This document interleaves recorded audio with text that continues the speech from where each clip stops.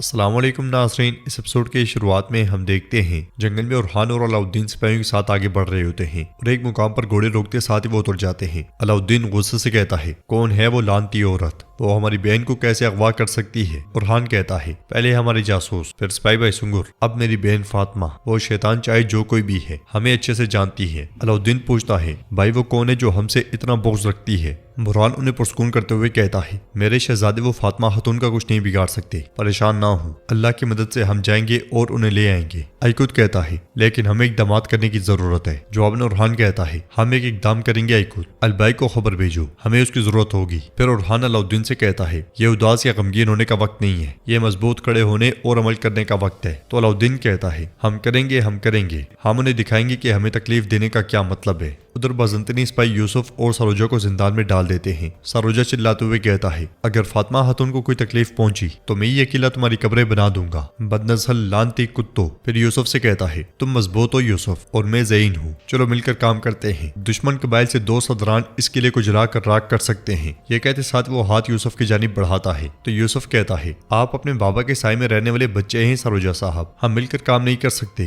لیکن اگر تقدیر 2 دشمنوں کو ایک ساتھ چلانا چاہتی ہے تو پھر ہم یہ کریں گے۔ یہ کہتے ساتھ وہ اسے ہاتھ ملا لیتا ہے اور مزید کہتا ہے، ہم فاطمہ خاتون کے لیے مل کر کام کریں گے، ہم اسے یہاں سے بچائیں گے۔ پھر سروجہ سوچتے ہوئے کہتا ہے، ہم اس زندان سے کیسے نکلیں؟ مل کر سوچتے ہیں۔ ادھر کارکا میں عثمان صاحب صدران کے ساتھ موجود ہوتے ہیں۔ بیحان کہتا ہے، یہ ہم نے کیا کیا؟ ہم اپنے بچوں کو کافروں کے ہاتھوں میں چھوڑ کر واپس کیسے آ گئے؟ وہ ان کے بدلے سوغوت چاہتے ہیں، ہم کیا کریں گے؟ بیگم کہتی ہے، مجھے اس گھٹیا عورت کی باتوں پر یقین نہیں ہے، اگر ہم ان کے کہنے کے مطابق ایسا کریں گے تب بھی ان کی جان کو خطرہ ہے۔ ان کی باتیں سن کر عثمان صاحب کہتے ہیں، حوصلہ رکھیں، ہم سب مل کر اسے حل کر لیں گے، ہمارے بچے کفار کے ہاتھ میں ہیں، ہم یہاں بیٹھ کر برے خیالات نہیں سوچ سکتے، ہم گھٹنے نہیں ٹیکیں گے۔ اب ہمیں اپنے بچوں کو واپس لانے کے طریقے کے بارے میں بات کرنی چاہیے، بتائیے بیحان بے، ہم انہیں کیسے واپس لا سکتے ہیں کسی ایک کو بھی کھوئے بغیر؟ تو بیحان کہتا ہے، بیگم خاتون ٹھیک کہہ رہی ہیں، یہاں تک کہ اگر ہم ایسا کریں جیسا کہ وہ کہتے ہیں، ہم نہیں جانتے کہ ہم اپنے بچوں کو بچا سکتے ہیں یا نہیں، ہمیں دوسرا راستہ تلاش کرنے کی ضرورت ہے، قلعے کی جانب جانے والا کوئی خفیہ راستہ ضرور ہوگا۔ بیگم پوچھتی ہے، کیا ہم انہیں بچا سکتے ہیں ان کی جان خطرے میں ڈالے بغیر؟ عثمان صاحب بیگم سے پوچھتے ہیں، ہمیں کیا کرنا چاہیے؟ تو بیگم کہتی ہے، ہمیں محاصرہ نہیں اٹھانا چاہیے تھا، تب انہیں پتہ چل جاتا اگر قیدیوں کو ذرا سے بھی چوٹ لگی تو ہم قلعے پر حملہ کر دیں گے۔ جواب میں عثمان صاحب کہتے ہیں، اگر ہم نے محاصرہ برقرار رکھا ہوتا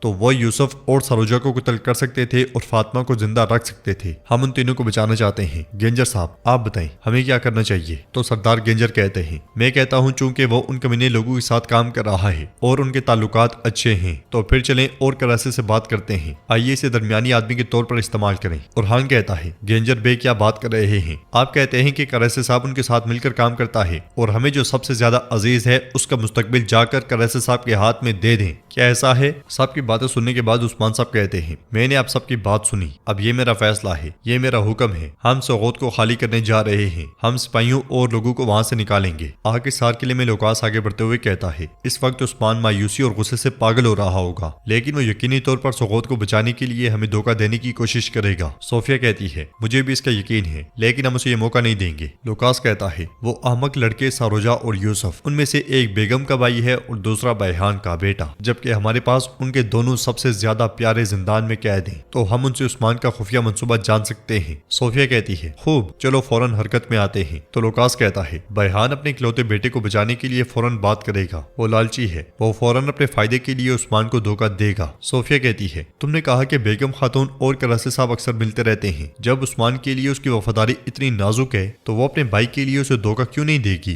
لوکاس کہتا ہے، ہم ان دونوں کو استعمال کریں گے صوفیہ، ان دونوں کو، جبکہ قیدی ہمارے پاس ہیں تو وہ ہمیں وہ تمام معلومات دیں گے جو ہم عثمان کے بارے میں چاہتے ہیں۔ صوفیہ کہتی ہے، وہ دونوں بھی عثمان کے ساتھ ہوں گے، وہ آ کے سار میں اپنی قرارگاہ میں منصوبہ ترتیب دے رہے ہوں گے، فوراً خبر بھیجو۔ یہ سنتے ساتھ ہی لوکاس سپاہی کے ساتھ آگے بڑھ جاتا ہے۔ دوسرا سپاہی آ کر صوفیہ سے کہتا ہے، محترمہ آپ کا کھانا تیار ہے۔ صوفیہ اسے پوچھتی ہے، اور فاطمہ؟ تو سپاہی کہتا ہے، وہ آپ کا انتظار کر رہی ہے۔ یہ سن کر صوفیہ مسکرا دیتی ہے۔ ادھر سردار گینجر کہتا ہے، انہوں نے ہمیں محاصرہ ختم کرنے کا کہا اور ہم نے ایسا کیا، لیکن انہیں سوغوت دینا یہ کام کرنے والا نہیں ہے میرے حضور۔ ہم ریاست کے مرکز کو کافروں کے حوالے کرنے کے بعد جنہوں نے ہماری بیعت کی وہ ہماری بات کیسے مانیں گے حضور؟ چلے جنگ جنگ کرتے ہیں اور میں بچوں کے لیے صف اول میں اپنی جان دے دوں گا، لیکن ایسا نہیں ہو سکتا، یہ ہماری روایات کے خلاف ہے۔ عثمان صاحب کہتے ہیں صبر کرو گینجر بے، صبر کرو، ہم نے تم سے کہا ہمیں باہر نکلنے کا راستہ دکھاؤ، لیکن تم نے کیا کہا؟ آپ کا رسی کی بات کر رہے ہیں جو کافروں کے ساتھ کام کرتا ہے، جیسے یہ کافی نہیں تم میرے حکم کی خلاف ورزی کر رہی ہو۔ بہت ہو گیا گینجر بے، بہت ہو گیا، آپ میں گاجا کے دفاع کرتے رہیں، آگے بڑھیں آگے۔ یہ سنتے ساتھ ہی سردار گینجر چلا جاتا ہے اور عثمان صاحب کہتے ہیں اب میں جو کہنے جا رہا ہوں وہ ایک راز ہے، ہم لوگوں اور سپاہیوں کو سغوت سے نکالیں گے، ہم شہر خالی کر دیں گے۔ جب وہ شیطان عورت اور لوکاس شہر میں داخل ہوں گے تو انہیں صرف ایک چیز ملے گی اور وہ ہے ان کی موت۔ بیگم پوچھتی ہے حضور یہ کیسے ہوگا؟ تو عثمان صاحب کہتے ہیں ایسے ہو جائے گا، اور یہ ایسے حیران کن انداز میں ہوگا کہ وہ سمجھ بھی نہیں پائیں گے۔ سغوت میں گونچا سپاہیوں سے کہتی ہے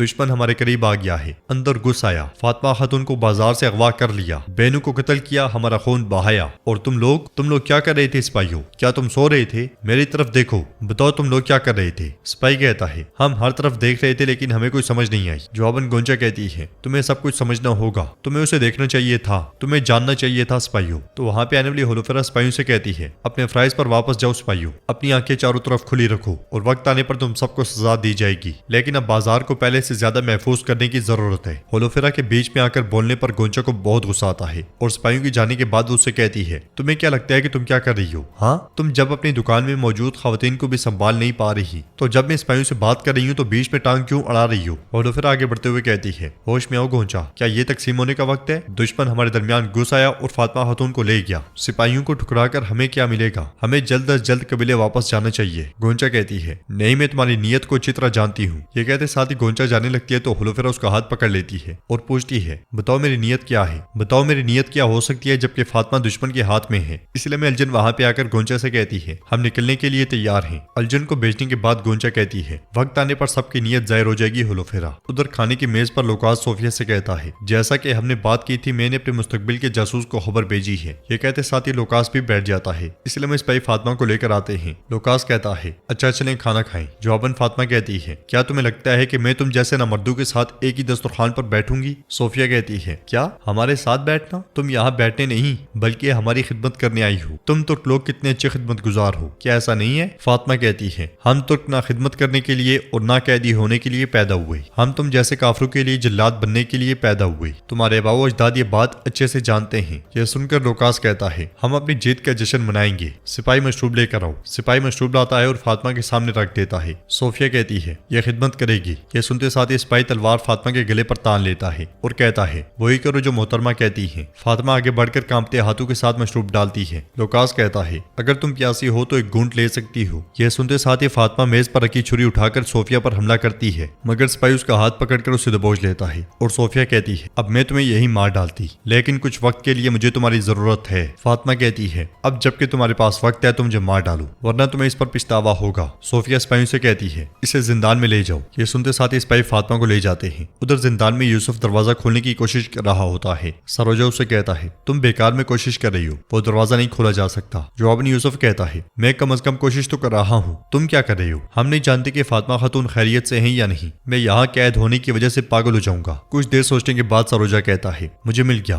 وہ میز پر لیٹتے ہوئے چیخنے چلانے لگ جاتا ہے۔ یوسف پوچھتا ہے کیا ہوا سروجا؟ تو سروجا کہتا ہے میری ماں نے ایک بار ایسا کیا تھا، سپاہی جب حکیم کے پاس لے جانے کے لیے آئیں گے تو ہم حملہ کریں گے۔ یہ کہتے ساتھ وہ پیٹ پکڑ کر چلانے لگ جاتا ہے اور یوسف دروازے پر آ کر کہتا ہے فوجیو حکیم کو بلاؤ۔ تو ناظرین اس کے ساتھ یہ ایپیسوڈ بھی اختتام پذیر ہوتی ہے۔ اگر آپ کو ویڈیو پسند آئے تو ویڈیو کو لائک کر دیں، چینل کو سبسکرائب نہیں کیا ہوا تو سبسکرائب کرنے کے ساتھ ساتھ گھنٹی والے آئیکن کو دبانا مت بھولیں۔ انشاءاللہ ملتے ہیں نیکسٹ ویڈیو میں، تب تک کے لیے اللہ حافظ۔